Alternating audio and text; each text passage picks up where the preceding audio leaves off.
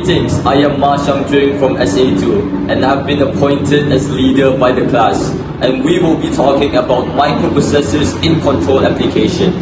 Now then, allow the stars of SA2 to show you the magic in ICT. Hi guys, I'm Marisa, and let's see the group members of SA2. So first of all, we have the leader, Ma Xiangjun, who will introduce the group name and the presentation title. Next, we have me, Marisa, the secretary. I will present the outline together with the presenter's name. Next off, we have Nupipi Ayuni, the video editor, who will combine all parts from group members into one full presentation video. Next off, we have the presenters from Group 1. They will discuss about introduction to microprocessors. Members include Lim Xian, Nur Alina Maisara, Basri Nisrina, Nusaiba Ahmad, and Sridhar.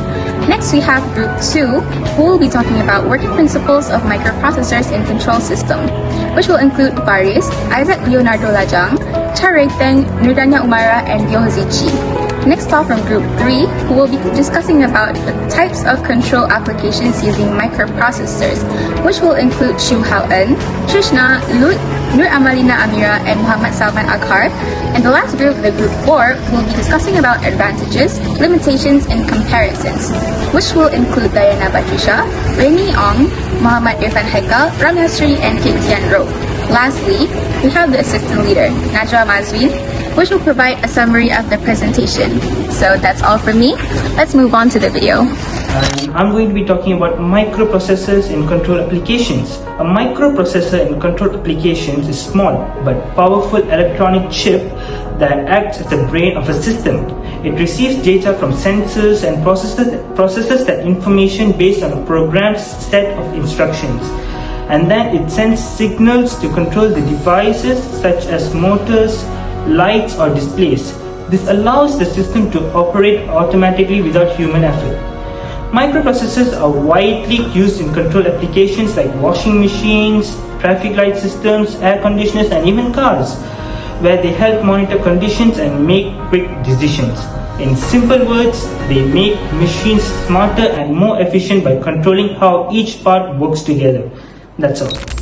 Now I will be talking about the history of microprocessors. In 1971, Intel made the first microprocessor called the Intel 4004. It was small and only did simple math for calculators. A few years later, better ones came out which helped make the first ever personal computers. In the 1980s and 1990s, microprocessors got faster and smarter. They could handle games, typing, and more. In the 2000s, we got 64-bit and multi-core processors. That means one chip could do many things at once, like playing music while browsing the internet. Today, we have super powerful chips like Apple M1 to M4. Now let us look at the basic architecture of a microprocessor. A microprocessor has three main parts. The first one is called the ALU, or the Arithmetic Logic Unit, which carries out all the calculations and the logical decisions. The second one is the control unit, which directs all the operations inside the system. The third one is the registers, which are tiny storage areas that temporarily holds the data. These three components communicate with each other through something called buses, which act as data pathways and transfers signals throughout the processor. In real life, we can find this architecture working quietly inside machines we use every day. For example, laundromats. The microprocessor in these washing machines controls the water level, the temperature, and the number of spin cycles. Now, let's look at the difference between a microprocessor, microcontroller, and a microcomputer. So a microprocessor is the brain of the computer. It does all the thinking, but it needs memory and input-output parts to work. A microcontroller is a small computer on one single chip. It already has the brain, memory, and input-output built in, and is perfect for simple jobs like in remotes or washing machines. A microcomputer is a full computer that uses a microprocessor, like your laptop or desktop. So remember, microprocessor is the brain, microcontroller a mini computer, and microcomputer is the whole system. Automation plays an important role in today's world. It helps to increase productivity by performing tasks faster and more accurately than humans. With automation, business can save more time, reduce costs, and minimize human error.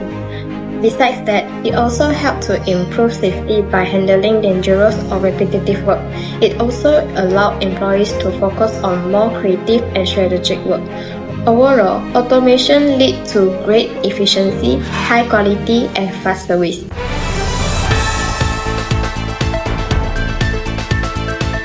Good morning viewers, welcome to Tech News Live.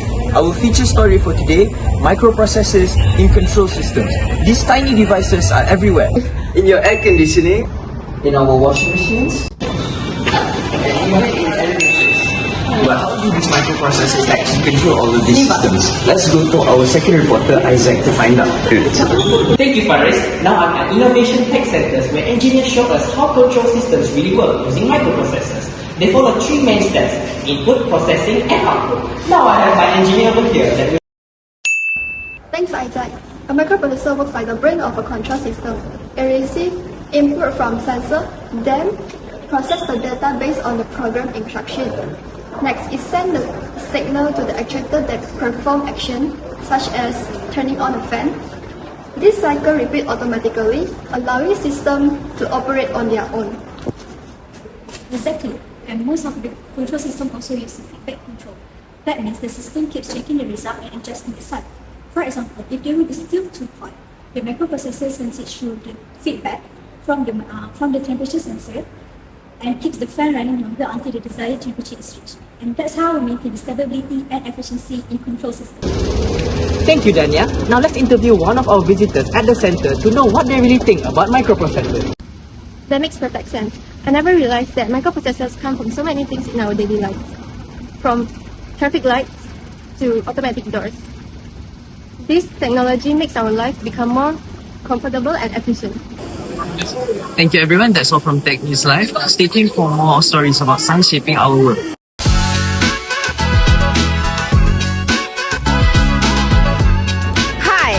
Welcome to Inside the Mind of a Machine, a show where we discover how microprocessor actually controls the life of us nowadays.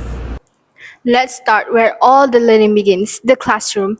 Believe it or not, the microprocessor is the real brain behind our studies. Let's take a look. Before microprocessors, classroom were all dust and chalk. But now we have iPad, online slides, and auto attendance, all thanks to these tiny little things called microprocessors.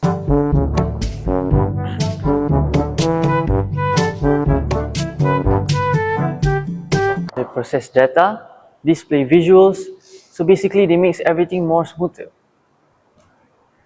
And they also makes learning easier.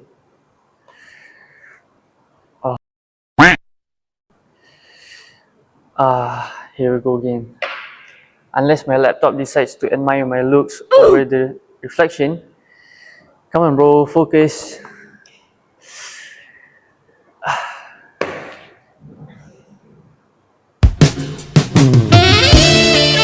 Anyways, microprocessors makes learning easier and the system smarter. If not, I'll be writing essays using hand. I'll be sweating. For sure ruin my look. From classroom full of microprocessor to homes where they do everything for you, even turning on the lights for the laziest human alive. My life is so easy. My smart home system listens to me. When I tap on my phone, microprocessor sends signal through Bluetooth or Wi-Fi and boom, things happen. Lights on, fans on, and music on.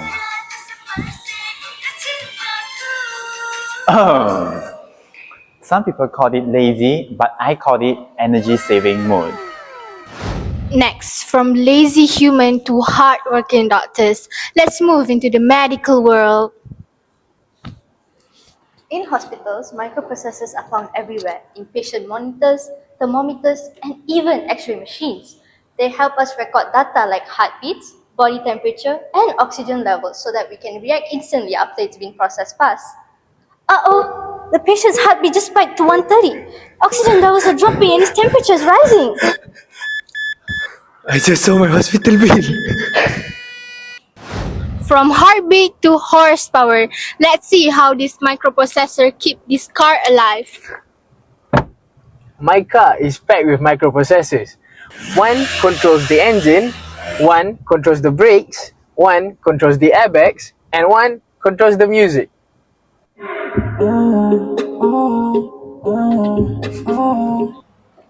They all work together to make my driving faster and safer. But sometimes it feels like I have another driver that never shuts up. Seatbelt's not fastened, door not closed. I mean, car, chill down. I have parents for that. But overall, it keeps me safe, right? So it should be fine. So, as we've seen, whether it's in school, home, hospitals, or car, the microprocessor are the invisible brain that controls all of our daily life nowadays. So, small chip, big impact. Thank you. Oh, it's not connectivity. It's all microprocessor control. Fast and smart.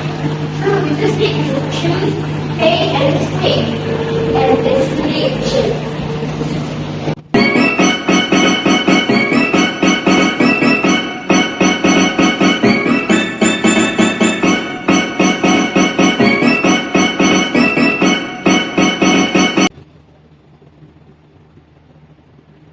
Wow, see? It controls timing, temperature, everything exactly. Wow, that's so fast, but where's the link? Machine system glitch. Sometimes machine also good at swing.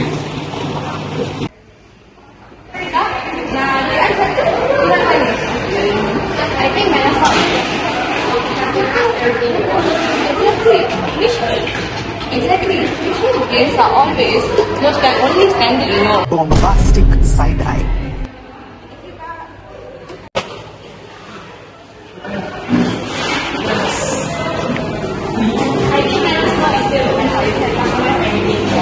Exactly.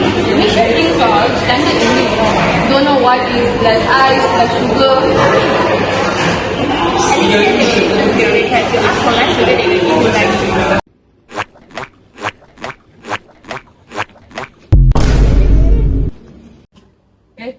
My drink spilled. Criminal offensive side eye. Wait, where's your lead? Bro, machine error strikes again. Hey guys, I'm Ramya. Is everything okay?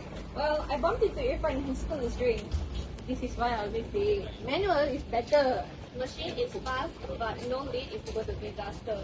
Okay, both got pros and cons. How green fast, manual safety. True that. That's from what I hear. Wow, each group's video showed how microprocessors truly come to life in different ways, from their origins and working principles to their real-world applications and future impact. From understanding what microprocessors are and how they function to seeing their role in industries, homes, healthcare, and vehicles. Each presentation revealed how these tiny chips bring intelligence and precision to everything around us. It's amazing to see how all these ideas connect to one clear message. Microprocessors are the invisible power driving automation and innovation in our world today. They don't just control systems, they shape the future of technology. Before we end, I would like to introduce our editor who helped put everything together, and nothing would be possible without her. I'm Fifi.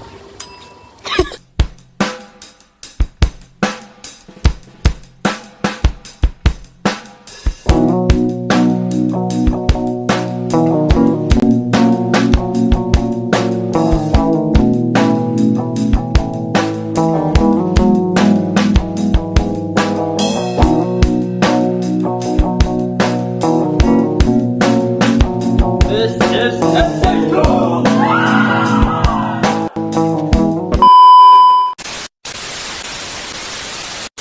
Next, from lazy human to lazy human to hardworking doctors. Let's move into the medical world. In hospitals, microprocessors are found everywhere. In patient monitors, look. The types of control of a microprocessing. Wow, each group's video showed how microprocessors truly came to life. Thank you, Faris. I'm now at Tech Innovation Centers where engineers show us how My drink spilled. Got no lid lah. Sorry. Sorry apa? Sorry. My dream got spilled lah. Got no lid lah. Okay, go.